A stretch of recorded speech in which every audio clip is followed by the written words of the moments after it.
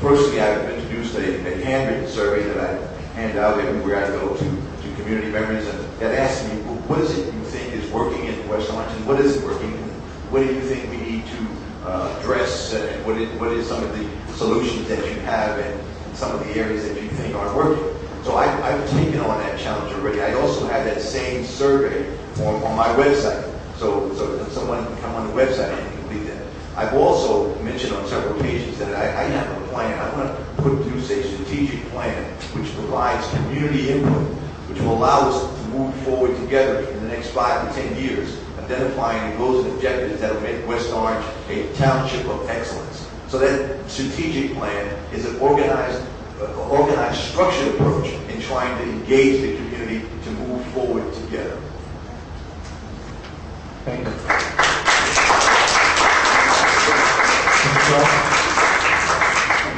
I fully support full transparency, and I'll talk my time with what I mean about that. I believe that one of the greatest things I can do on the town council is be the voice and ears of other people and the families in town. What issues they have, what issues that the town council is addressing, isn't addressing.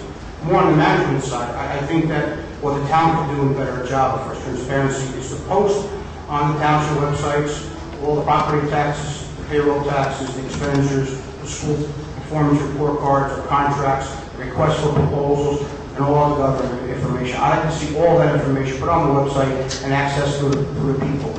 But more importantly, what I'd like to talk about too is what I call the city staff management program, where that is a greater accountability, efficient management system that we employ in my department, where we look at trends, we look at crime and economic development expenditures, and we analyze the data, and we project the data and projections in the future. But more importantly, we publish an open report that's on the website and in published form for every citizen of Essex County to see just how good our department is doing. And I can see that brought to West Orange as well.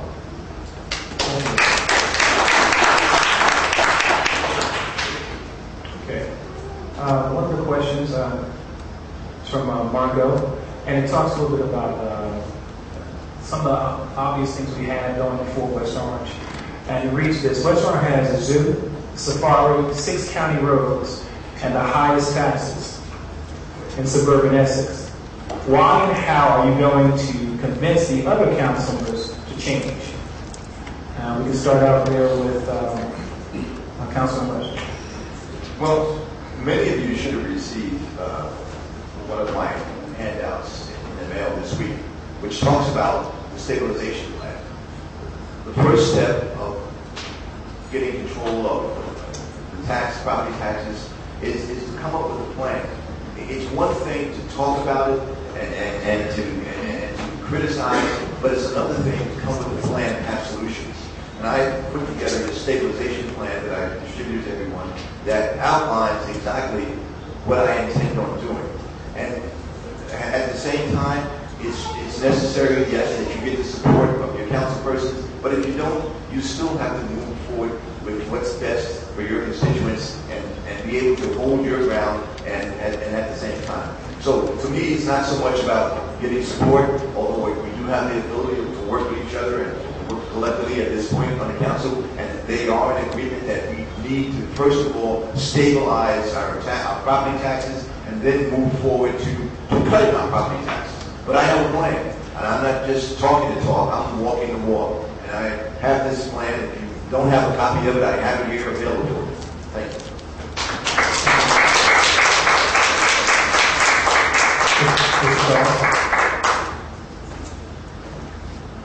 Well, I have a plan as well, and it's available on roncharles.org, or if there's some copies in the back.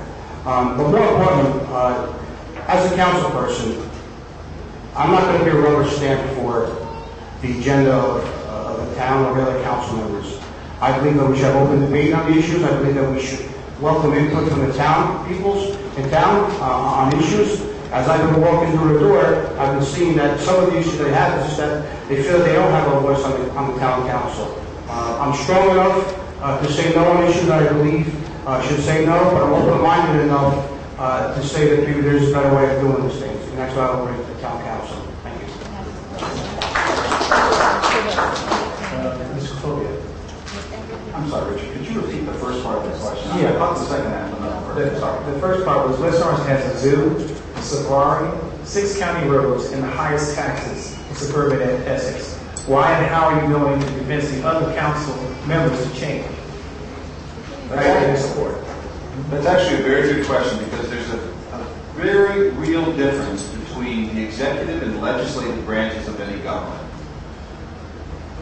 We have to remember that we're the legislative branch, okay? We don't develop the budgets. We don't tell the directors what to do. We don't take over the executive role. What we do is legislative. That means we have to be really good at analyzing the data that we get, understanding the activities behind it, and we need to be able to understand what's going on enough to ask the right questions. And then we have to apply the principles that we in our legislative role have. If our principle is to stop raising taxes, that's a pretty good principle to apply to the whole budget process. So I don't have a big, long, drawn-out plan because as the question was correctly phrased, I'm one of 5 people on the council. I would be 5 people one of 5 people on the council. Okay, thank you. I'm sorry, did I run out of time? Yes. You're tired of hearing.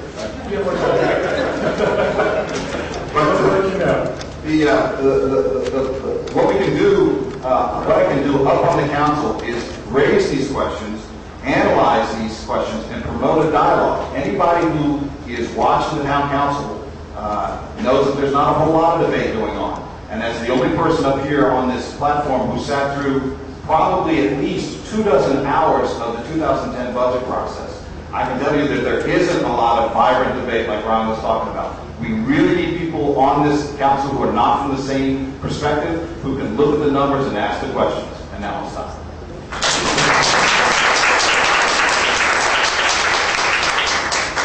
One of the questions comes out from the Make a Difference group, and it has to deal with diversity in town, variety of people here. And it reads as, how do you plan to bridge and bring together the various different cultures and special interests in West Orange? And we'll start here with Mr. Charles. Well,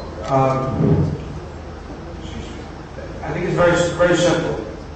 Let's speak to them. Let's talk to them. But let's find out what's going on, what their concerns are. I think none of that's being done. I think that we have to respect each other's cultures, everyone else's backgrounds. But more importantly, we have to have an open communication and line with them and a forum with them.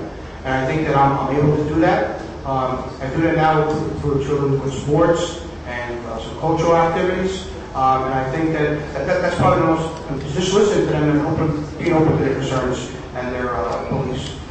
Okay. Next we have Mr. Clovia.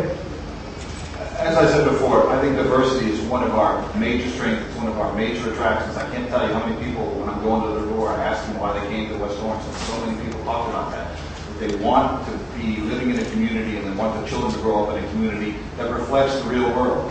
And again, diversity means a lot of different things to me. In terms of how to promote diversity, one of the things I say is come to any major event in this town and you will see our diversity in all of its richness.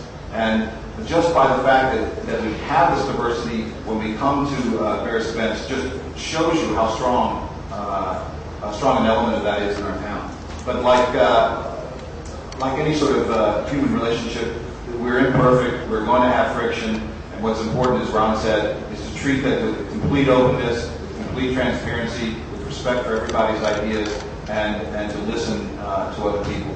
The town is doing a pretty good job, I think, with promoting diversity. We're getting more of the flag raisings that are promoting people of different, who are immigrants from different countries. We had the conversations on race.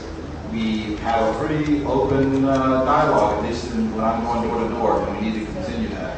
And anything that we can do to promote them in diversity, in terms of recognizing everybody's role in our greater community, I think we need to keep doing. Thank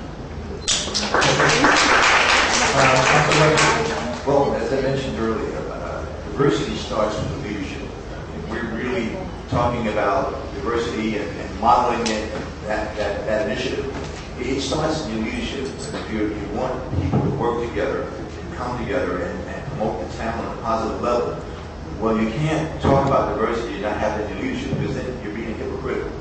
And I say to you that there's so many opportunities for us to come together and really cross the aisle, intellectually, culturally, spiritually, and share each other's experiences so that we put the best foot forward in promoting West Orange. So I believe that there's an action that can do that, and that's my strategic plan.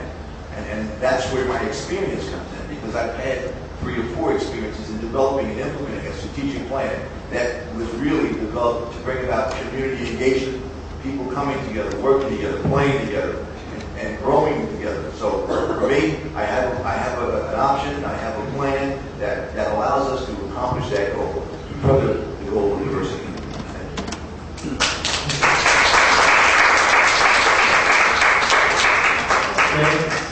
We're getting toward the end of tonight, and we have a few more questions.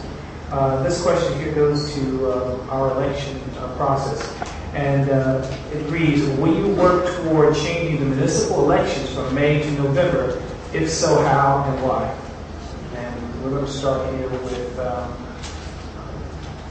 Councilman Webster. Well, there's been a lot of discussion on how to save dollars. I think it's an efficiency question that we're looking at, and that's what the discussion has been as far as changing the election dates, to let the election complement the general election. And if we did so, it would save dollars. And I'm willing to take a look at that, and if it's going to save dollars and still accomplish the goal of community involvement, then I'm all for it. Thank you.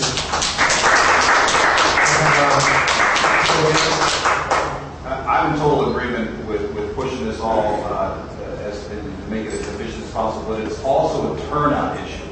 We have a real issue by having off-day elections, not only with the cost, but also with getting the turnout. And anything that will help us improve our turnout here in West Orange, and those of you who are familiar with our elections know what some of these off-cycle election turnouts are.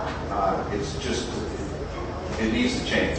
So from both the cost effectiveness, if we can push all of these to the November general election, I think it's a great idea both from an effectiveness and also from a turnout perspective as well. I'm all in favor. And I would push the council to do that. I would also support from a financial standpoint and from a turnout standpoint. Okay, that was easy. I have another question here. Let's see if we get it here.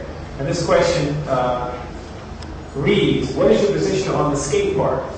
Not if you can skate, but what is your position on the skate park? And let's start out with Mr. Roque.